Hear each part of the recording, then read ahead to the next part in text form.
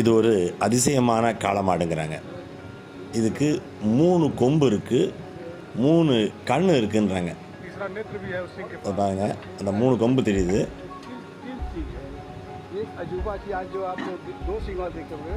அந்த நடுவில் இருக்க கொம்பு கீழே ஒரு கண் இருக்குது. இது வந்து சிவபெருமானுடைய அம்சம் அப்படிங்கிறாங்க. ஏன்னா திரிசூலம் அப்படிங்கிறது சிவபெருமானுடைய ஆயுதம். அது இல்லாமல் அவரும் முக்கண்ணன், அவருக்கு நெற்றிக்கண் அப்படின்னு ஒன்று இருக்கும். அதை வச்சு தான் நக்கீரன் அவர் எரிச்சார் அப்படின்வாங்க.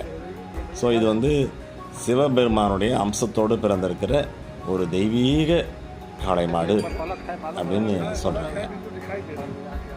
இது உண்மையிலேயே தெய்வீக காளை மாடு தானா, இல்லை ஏதாவது ஃப்ராடு பண்ணியிருக்காங்களா, ஒட்ட வச்சுருக்காங்களா அந்த கண்ணையும் அந்த கொம்பையும் அப்படிங்கிறது தெரியல.